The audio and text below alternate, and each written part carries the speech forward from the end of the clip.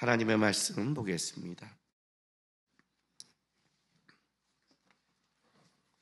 누가복음 3장 7절부터 14절까지입니다. 한 절씩 교독하겠습니다. 요한이 세례를 받으러 나아오는 무리에게 이르되 독사의 자식들아 누가 너희에게 일러 장차올 진노를 피하라 하더냐.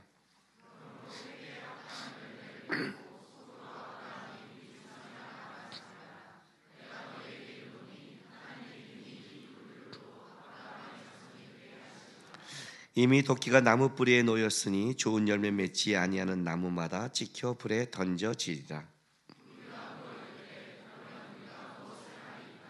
대답하여 이르되 옷 두 벌 있는 자는 옷 없는 자에게 나눠줄 것이요 먹을 것이 있는 자도 그렇게 할 것이라 하고,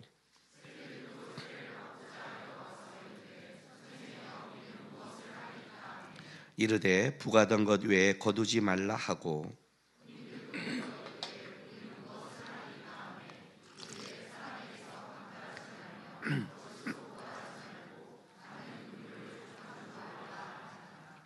아멘. 오늘 설교 제목을 회개하셔야 합니다라고 잡았습니다.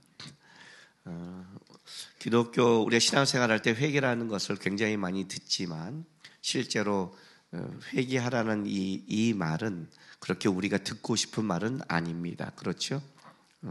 왜냐하면 회개 벌써 하면 뭔가 잘못 산 것 같고 뭔가 고백해야 되고 뭔가 나를 이렇게 질책해야 될 것 같은 그런 이제 단어인데, 여러분 기독교는 실제로 회개로부터 시작을 합니다. 예수님이 오시기 전에 세례 요한이 와서 뭘 외치죠?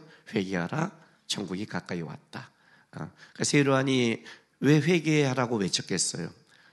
왜냐하면 그 회개가 전제가 돼야, 삶의 방향이 돌이킴이 돼야 예수께서 오시는 것이 온전히 이루어지기 때문에, 세례 요한의 특징은 예수가 오시기 전에 예수의 길을 준비한 자잖아요.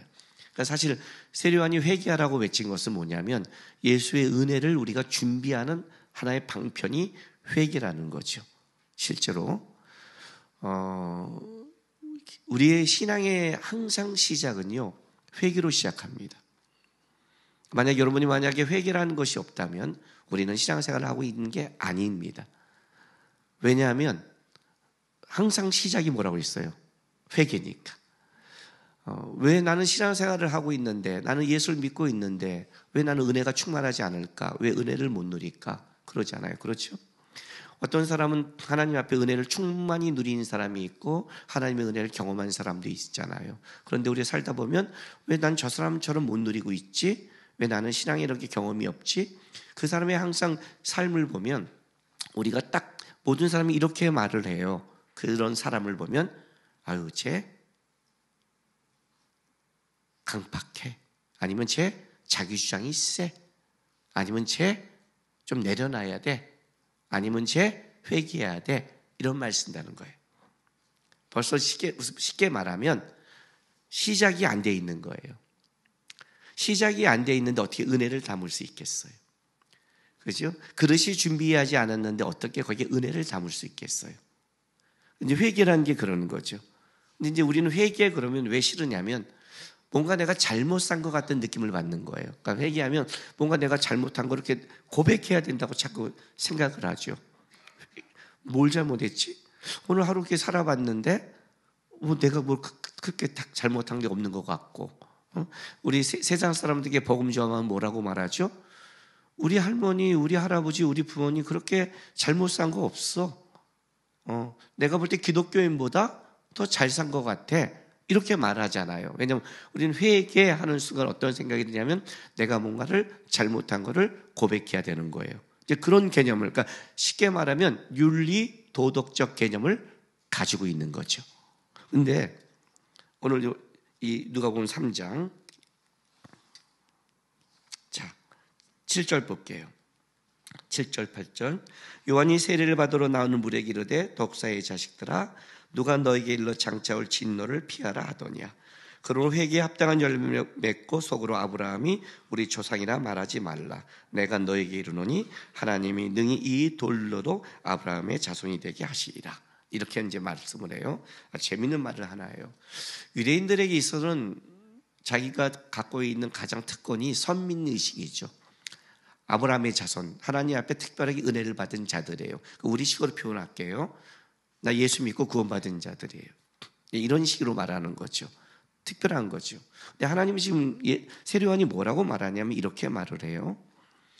너가 아브라함의 자손, 너가 뭐가 자격을 갖춘 것, 너가 가진 것 대단하다고 생각하니? 야, 그거 하나님이 돌들로 그냥 만드는 거야. 그러니까 아무것도 아니야. 그러니까 여러분이 이 시대를 살아가면서 내가 갖고 있는 지식, 재정, 능력, 세상에서 알아주는 명예, 권력, 우리는 이런 걸로 우리를 평가하죠. 그렇죠? 우리는 순서를 정하잖아요. 그 순서가 뭐에 정해져요? 갖고 있는 거에 따라, 실력에 따라. 그렇지 않아요? 제가 초등학교 다닐 때 번호순을 어떻게 해요? 키 작은 애부터 해요. 왜 키 큰 애부터 안 해요? 난 굉장히 불만이었어요. 아니, 키 큰 애부터 1번, 2번 해도 되잖아요. 그죠? 왜 꼭 키 작은 애부터 해요? 저는 맨날 앞자리에 앉아요. 또 그게 자리가 돼요. 키가 작은 게 자리가 돼요. 키가 작은 게 위치가 돼요. 이게 무슨 말이에요? 세상은 상대적이잖아요. 근데 아무것도 아닌데 우리는 지금 그걸 붙잡고 있는 거예요.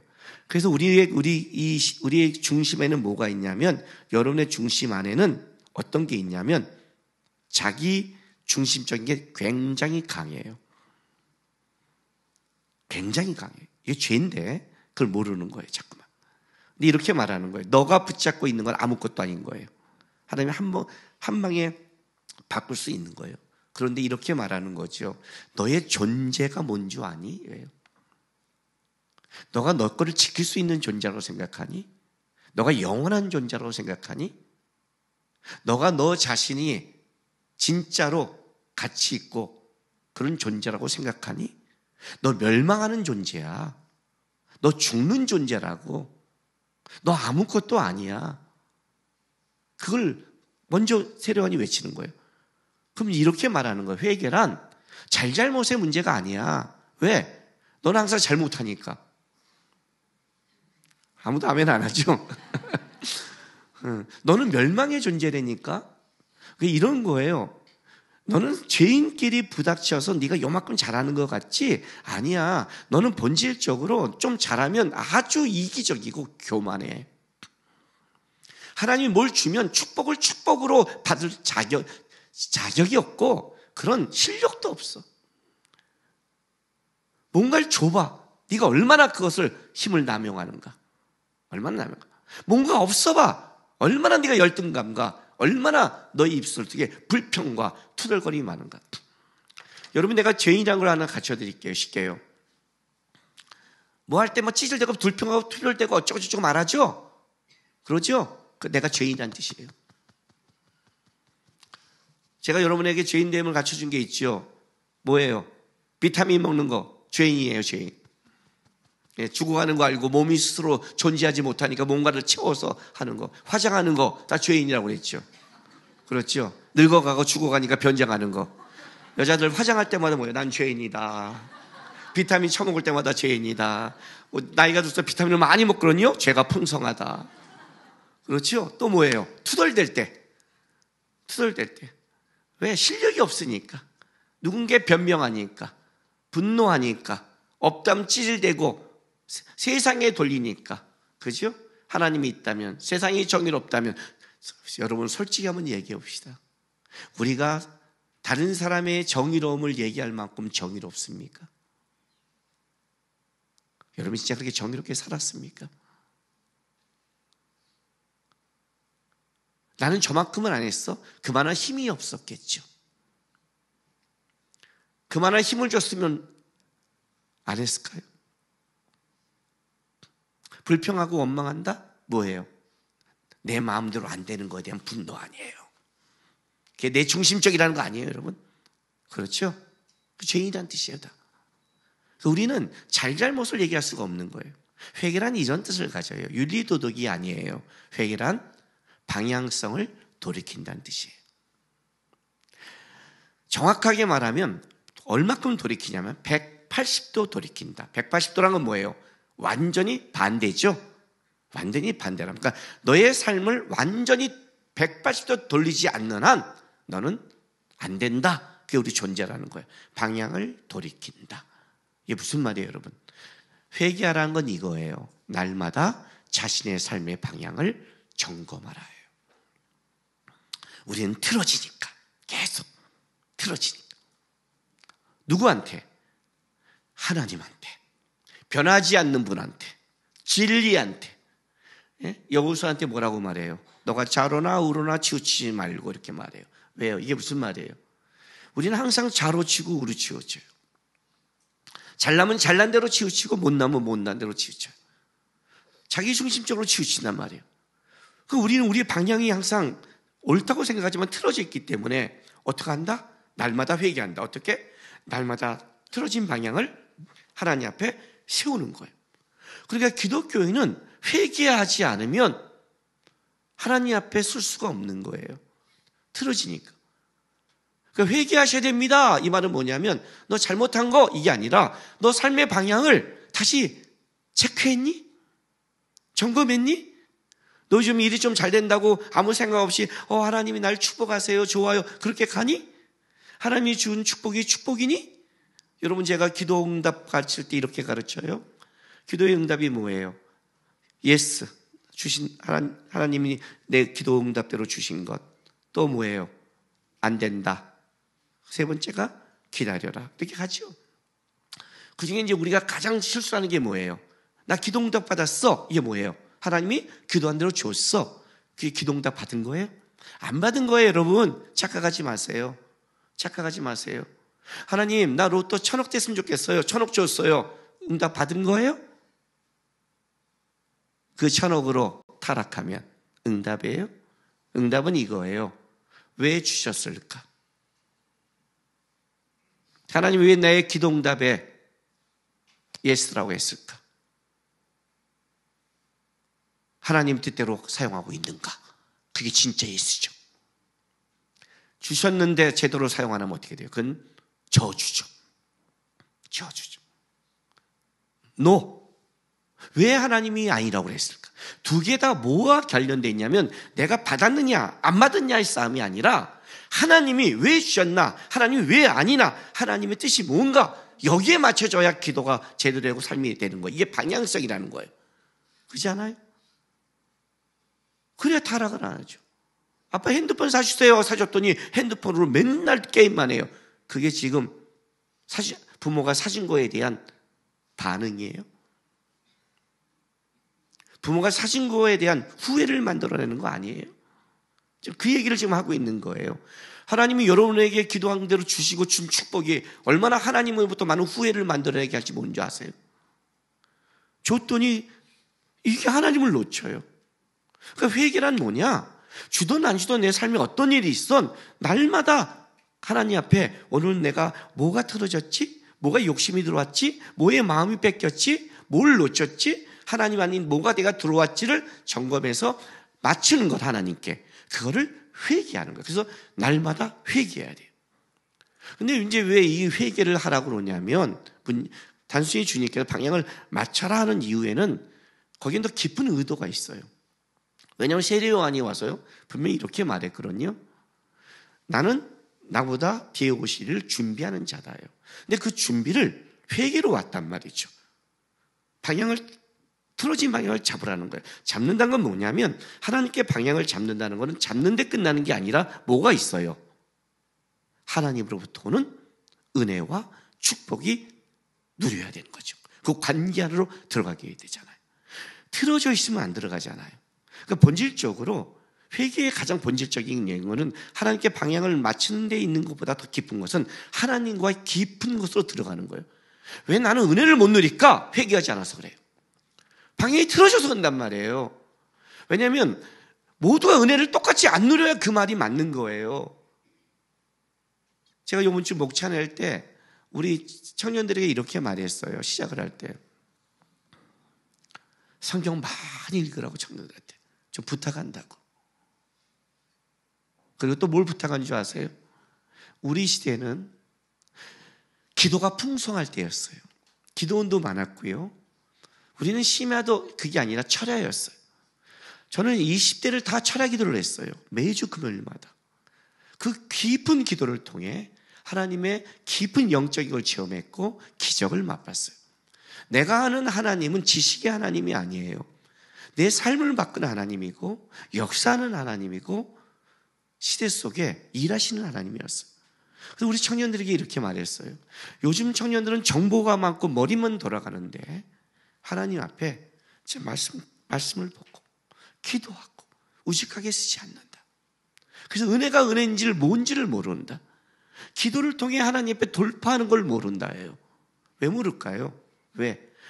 삶이 틀어졌는데 어떻게 은혜가 임해요? 핸드폰을 사시면 그건 저주라니까요. 은혜를 은혜되게 못한단 말이에요. 은혜를 은혜되게 하는 것, 그게 회개란 말이에요. 그래서 회개란 뭐예요? 날마다 항상 하나님께 내 방향을 정하는 것. 그래서 날마다 하나님 앞에 새롭게 시작하는 것. 그리고 이 회개의 열매가 있을 때에만 하나님의 역사가 뭔지를 체험하는 시작의 통로가 되는 것. 이게 회개라는 거예요. 그래서 세례요한이 외친 거예요. 그럼 뭐예요? 하나님께 방향을 맞추고 준비한 그릇이 뭔가? 회개의 모습이 도대체 뭔가? 오늘 세례요한이 이렇게 말을 해요. 자, 8절에 그러므로 회개에 합당한 열매를 맺고 그래요. 그러니까 회개를 하는 자는 합당한 열매가 맺어지죠. 그죠? 열매라는 건 보이는 거예요? 안 보이는 거예요? 보이는 거죠. 그죠? 너 열매를 보고 좋은 나무인지 알라고 그랬잖아요. 그러니까 열매는 보이는 거란 말이에요. 그래서 여러분의 삶에 보면 저 사람이 회개했는지 안 했는지를 알아요. 아니고 회개로 가고 있는지 아닌지, 회개의 싸움을 하고 있는지 아닌지 안단 말이에요. 이거는 정확하게 왜? 열매니까. 사과나무가 열리면 사과나무인지 알잖아요. 열매란 말이에요. 열매. 자, 보세요. 10절. 우리가 물어 이르되 그럼 우리가 무엇을 하리까 그래요.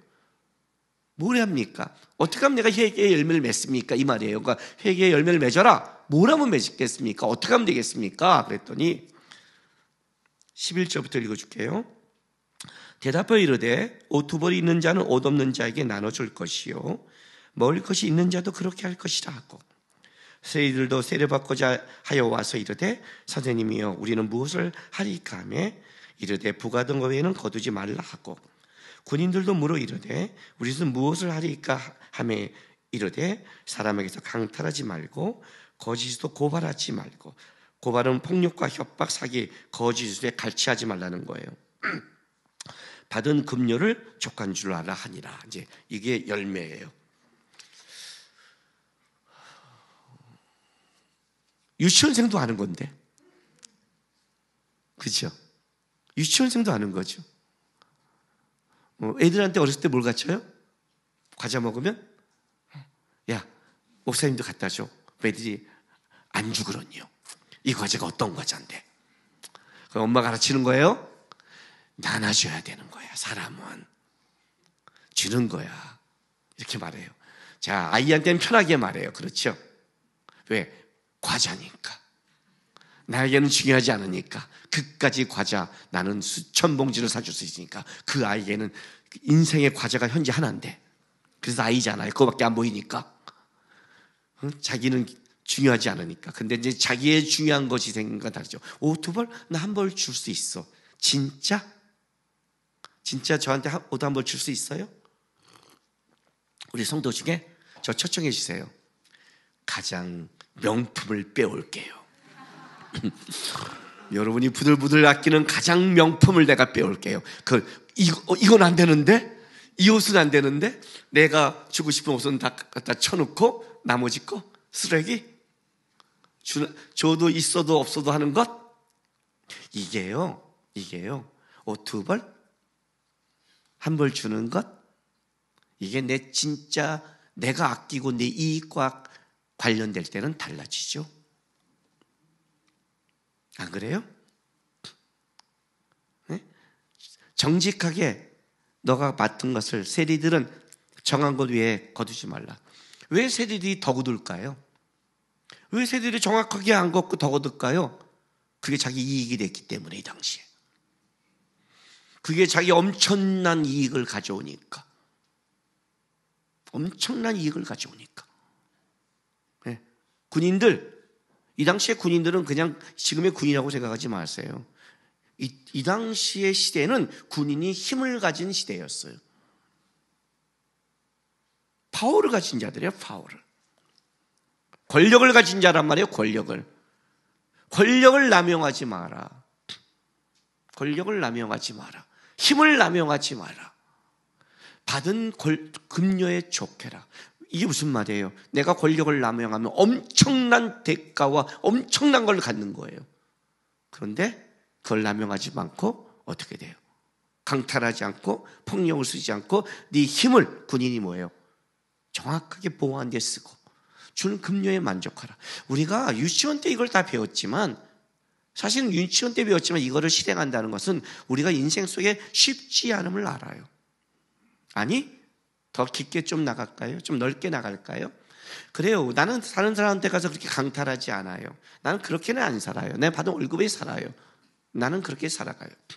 그런데 볼까요, 한번? 우리 식으로, 우리가 살아간 대로 볼까요? 여러분 살아갈 때 진짜 받은 거로 내가 만족한다? 그 말이 무슨 말이에요? 하나님이 주신 걸로 만족하고 살아가세요? 여러분의 이익과 여러분이 하고 싶은 게 걸리면 그렇게 하세요?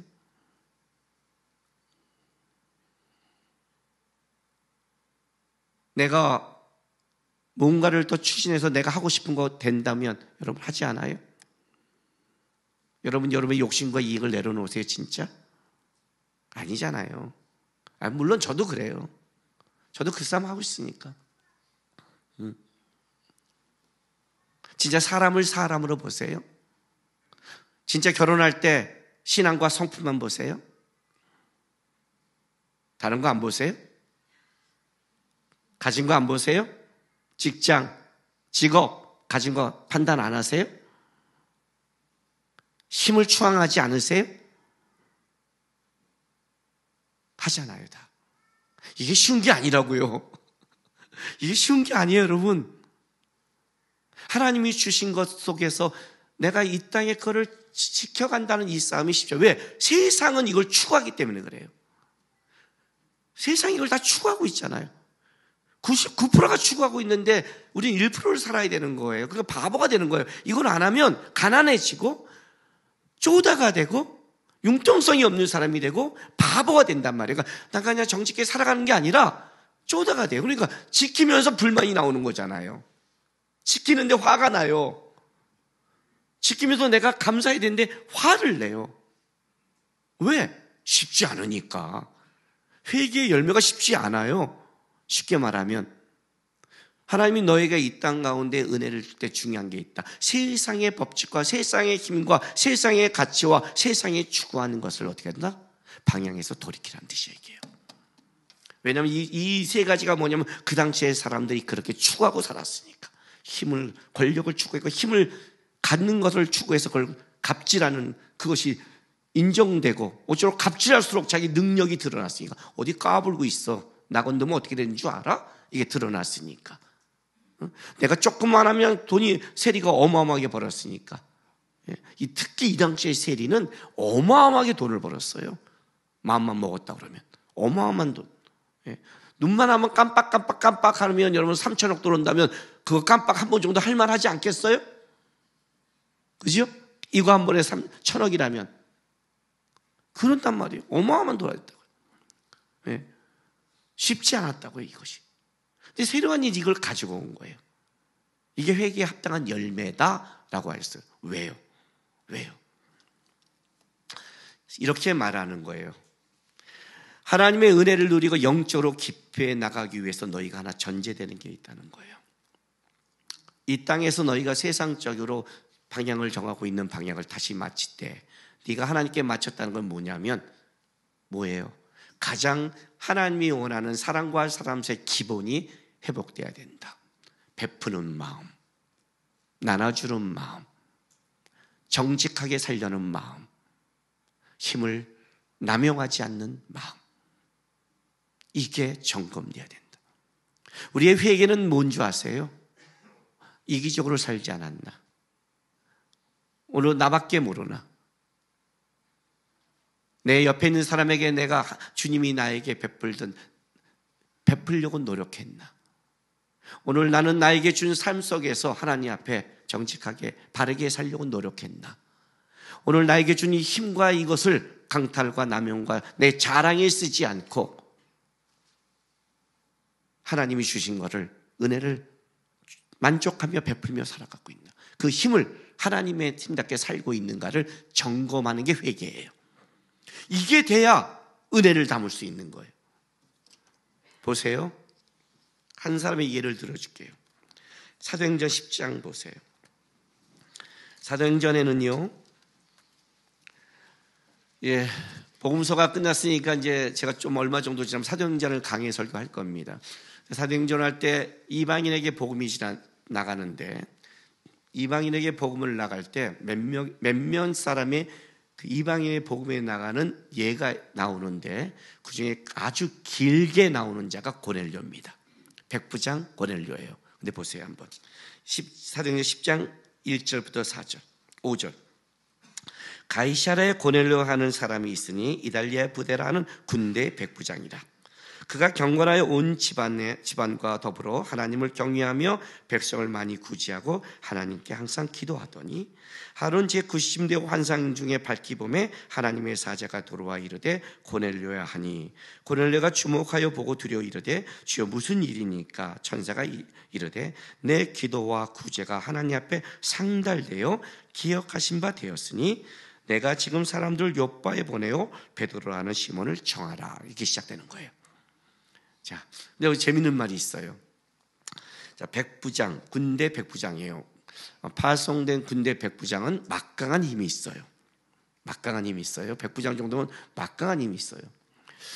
근데 이 사람이 이 유대에 파송돼 있는데, 이 파송돼서 오면서 이 사람이 여기서 누굴 발견했냐면 하나님을 믿기 시작했어요.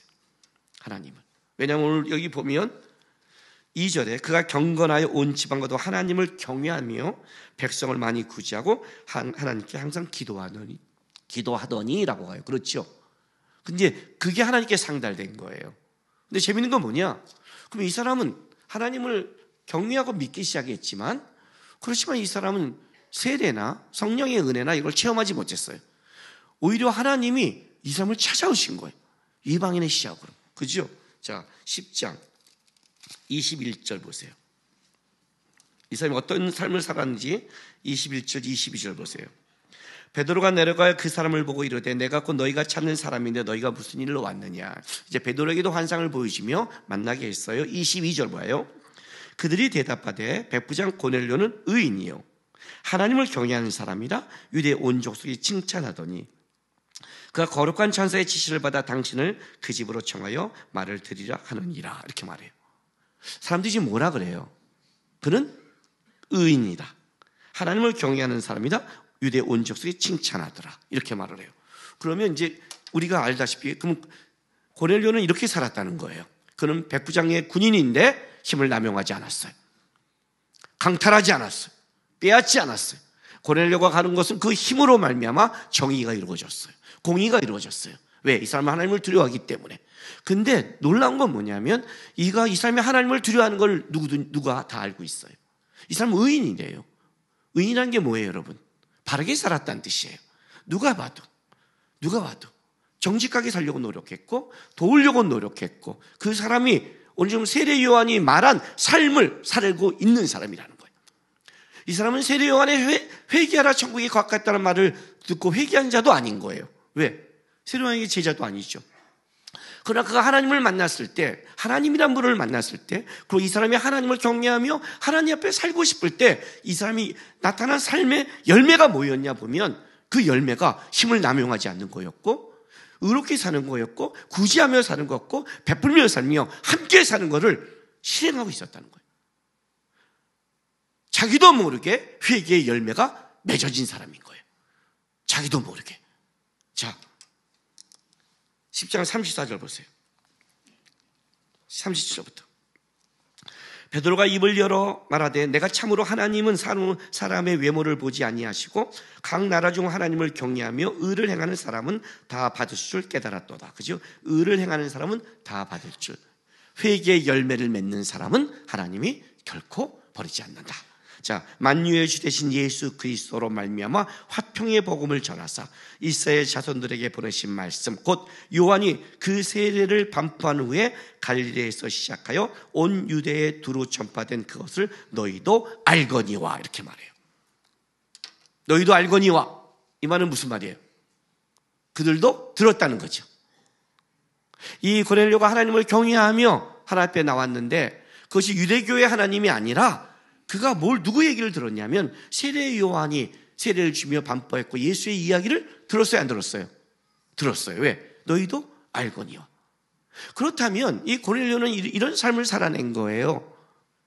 세례 요한의 이 회개의 외침이 맞다고 생각한 거예요.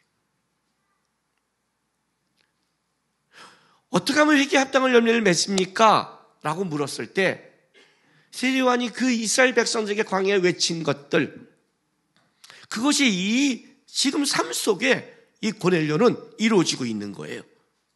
이렇게 살면 안 되는구나, 하나님 앞에서. 이런 삶은 나쁜 삶이고 잘못된 삶이구나. 이 사람은 구원받지도 못했어요. 그렇지만 이 안에 뭐가 있냐면 방향이 죄와 멸망의 세상의 방향이 아니라 그런 삶을 살고 싶지 않은 방향의 돌이킴이 벌어진 사람이에요. 그렇죠? 살고 싶지 않은 거예요. 하는 거예요. 안다는 거예요. 그래서 하나님이 그에게 나타나기 시작했어요. 보세요. 44절 48절. 고린도서 10장 44절부터. 베드로가 이 말을 할 때 성령의 말씀을 듣는 모든 사람이 성령이 말씀을 듣는 모든 사람에게 내려오시니 베드로와 함께 온 할례 받은 신자들이 이방인들에게도 성령 부어 주심으로 말미암아 놀라니 이는 방언으로 말하며 하나님을 높임을 들림이더라. 이에 베드로가 이르되 이 사람들이 우리와 같이 성령을 받았으니 누가 능히 물로 세례의 베품을 금하리요 하고 명하여 예수 그리스도의 이름으로 세례를 베풀라 하니라. 그들이 베드로에게 며칠로 머무기를 정하니 이렇게 말해요. 우리가 세례를 받을 때 이렇게 말을 해요. 세례 요한의 세계는 물세례죠. 물세례예요. 회개의 세례예요. 회개의 세례라는 이런 뜻을 가지고 있어요. 하나님께 내 방향을 마치겠습니다. 내 방향은 죄입니다. 이렇게 살면 난 죽습니다. 나는 하나님께 돌이키겠습니다. 이게 회개의 물세례예요. 우리가 여기서 물세례를 줄 때 여러분이 그 물세례를 받을 때는 이런 고백을 하는 거예요. 나의 방향을 하나님께 마치겠습니다. 그 물세례를 받고 성령세례를 받는 사람이 있어요. 그렇죠? 근데 고넬료는 성령세례를 받고 물세례를 받은 거예요. 먼저 성령세례를 받았어요. 성령세례를 받으면 어떻게 돼요? 은혜를 체험해요. 은혜를 체험하면 내가 누군지를 알아요. 죄인인 걸 안 거예요. 그러니까 어떻게 돼요? 성령이 임했다면 베드로가 이렇게 말하는 거예요. 벌써 하나님이 이 사람을 받았는데 어떻게 이 사람에게 하나님 앞에 돌이킴의 세례가 물세례를 어떻게 안 줄 수 있으리요 하고 물세례를 주는 거예요. 물론 동시에 받는 사람도 있지만 준 거란 말이죠. 성령세례를 받은 거예요. 그러면 고넬료는 물세례는 받지 않았지만 벌써 그는 회개에 합당한 열매를 맺었기 때문에 성령이 역사하고 임재하고 시작한 거예요. 회개에 합당한 열매라는 것은 다시 잘못을 고백해라, 잘못했다고 말해라, 이런 오늘 내가 뭘 잘못했지 반성하라는 말이 아니에요. 여러분, 삶의 방향을 하나님께 오늘 돌이키지 않으면 하나님이 여러분에게 준비한 성령의 은혜와 역사와 파워를 모른다는 거예요. 기독교인이란 하나님과 동행하는 것이 뭔지를, 하나님의 역사인이 뭔지를, 하나님과 함께하는지를 뭔지를 그걸 경험해야 기독교인이 능력이 살아나는 거예요. 여러분, 왜 우리가 아이들한테 인생을 키울 때 우리 아이들한테 가르치잖아요. 거짓말하지 마라, 나눠줘라, 성실해라. 우리 아이들한테 가르치죠. 왜 가르칠까요? 그래야 인간이 되니까. 그렇죠? 그래야 인간이 되니까. 네가 아무리 높은 직업을 갖고 권력을 가져도 너가 정직하지 않고 너가 야비하고 너가 너밖에 모른다면 너는 네가 갖고 있는 그것이 다른 사람의 해가 된다는 걸 우리는 모두 알고 있는 거예요. 근데 이 원칙이 똑같다는 거예요. 왜 예배 시간 늦지 말라고 말할까요? 왜 예배 시간에 나가라고 하지 말을까요? 왜 영아시대에 예배 드릴 때 제가 가끔 가서 얘기하거든요. 아이 때문에 예배 놓치지 마. 애가 왔다 갔다 해서 과자를 줄 수는 있지만 여기 한강 고수부지온 거 아니거든요. 지금 과자 준 사람 깜짝 놀랄지 모르겠어요.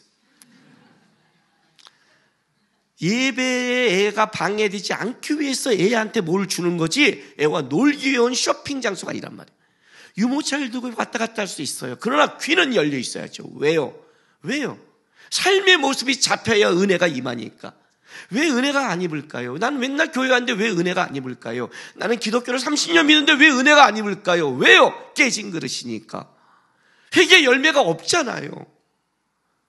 조금만 하면 불평하고 조금만 하면 나타나고 조금만 하면 다 자기 뜻대로 사는데 어떻게 거기에 하나님이 역사하세요? 그건요, 하나님이 역사라면 이거밖에 없어요. 애들이 지 마음대로 하면 어떻게 해요, 여러분? 어떻게 해요?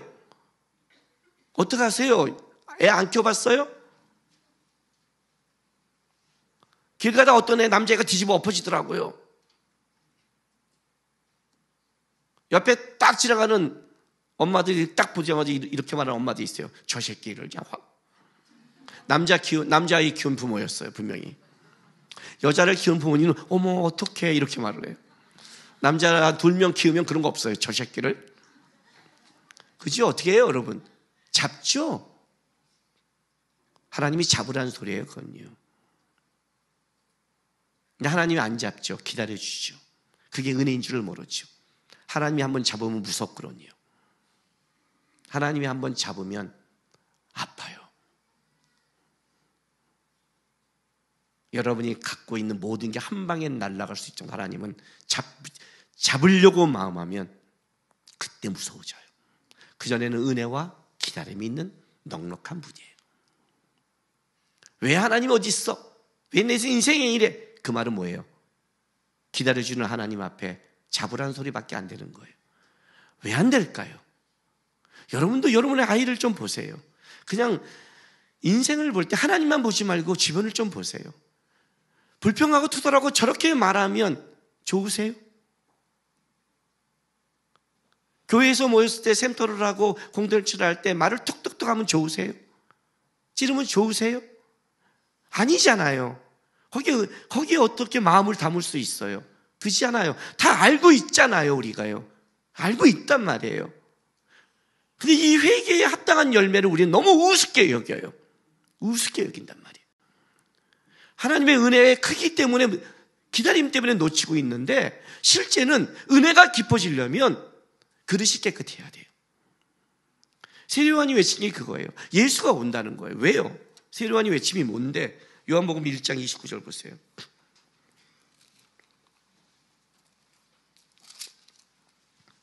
자, 우리 다 같이 한번 크게 한번 읽어볼까요? 시작.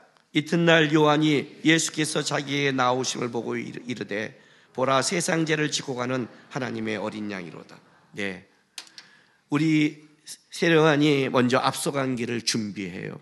왜냐하면 예수가 오셔서 예수를 맞이하게 하려고 그러는 거죠. 근데 그 예수는 어떤 분이냐? 세상 죄를 지고 가는 분이에요. 다른 말로 할게요.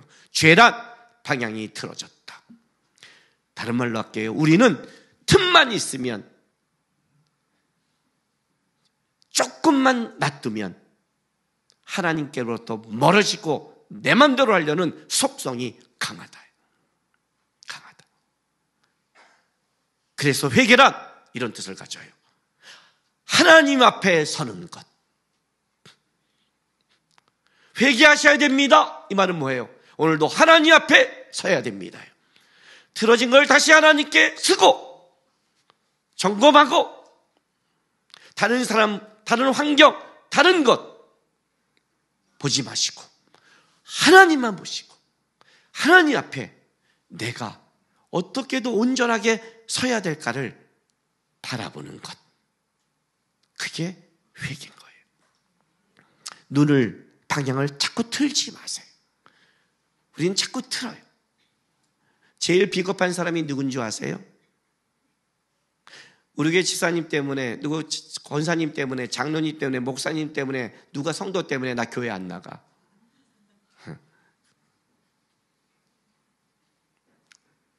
비겁한 거죠. 그게 무슨 말이에요?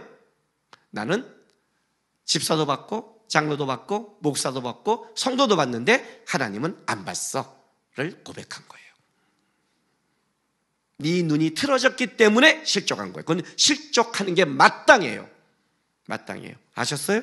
목사 묵상하고 성도 묵상하면 실족해요. 세상 묵상하면 실족해요. 알았어요? 거기는 다 죄밖에 없기 때문에 실족해요. 다 실족해요. 딱 하나밖에 없어요. 예수 앞에 서라. 예수를 바라봐라. 그 앞에 내 알을 정건과 깨끗하게 해라. 그럼 너는 온전히 쓸 것이고 하나님의 은혜를 담을 것이며 성령의 충만함과 은혜의 역사가 뭔지를 경험하게 될 것이다. 회개하셔야 됩니다. 하나님 앞에 서셔야 됩니다.